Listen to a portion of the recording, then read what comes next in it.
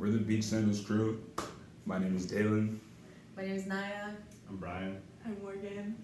And this is our plan for how we're gonna figure out what to do with these food trucks. So first off, we'll start with the list of questions that we came up with. We have two target groups. We have the customers, the people who are buying food, and then we have the owners of the food trucks or people working on food trucks. For the customers, for each group, we have three different categories of questions that we want to ask. The first one is interview questions for like casual conversations, shorter interviews when we go and see them for the first time. Question could be, what did you come to a food truck to eat? And then we have the more sit-down questions when we go in depth. Questions like, what made you want to eat at a food truck? Do you always go to the same food truck or type of food? Tell me the story of your first experience at these food trucks. But we also obviously, we're aware that a lot of questions are going to come up organically while we're sitting down with these people based on their questions. So we only have like a handful of questions here. We also have the third category is called blind questions, which is when we go to a place and then we don't tell people that we're working on a project. We just kind of like be friendly and talk to them and see if we can get any insights from there. As for the food trucks, or the people working on food trucks, interview questions, we have questions like, how long have you been working on this truck? How long do you plan to have a food truck? Are people generally rude, nice, interesting, etc.? Sit down questions. There are questions like, what's your favorite part of working at a food truck? Do you meet any interesting people at work? Tell us one story about it. Can you tell me the story of a difficult experience working in a food truck, and many more.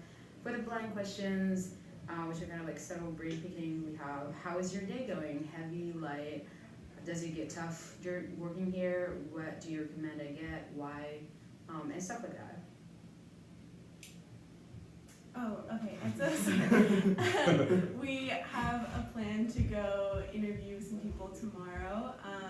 So we found a list of all the construction sites because they have food trucks and the project managers for each of the sites. And so we're sending out some emails to see if we can figure out the times that the trucks are at the construction sites and maybe also get the insights of the managers and if they have any opinions or thoughts on the whole food truck matter at the construction sites. And then we're also going to the trucks at Y2E2.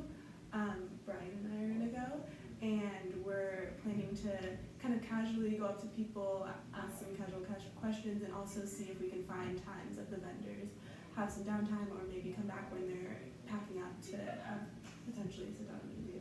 Yeah, I think they both get there tomorrow at 11. Cali, and a Mexican one, so we should have some variety.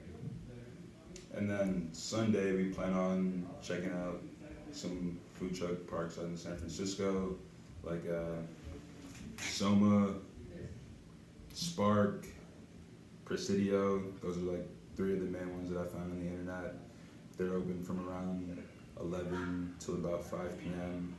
We plan on getting there a little bit towards closing so we can have some time to like catch up with some of the workers before they head out. Yeah, and then project-wise, we started a critical timeline for how we're going to complete it. We made a whole spreadsheet, outlined each of the main deadlines and set internal deadlines to try to stay ahead of the game. And then we're mainly focused on trying to get 3 to 5 longer interviews by Monday.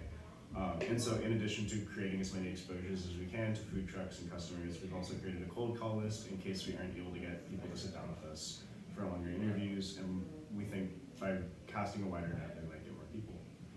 That's what we completed so far.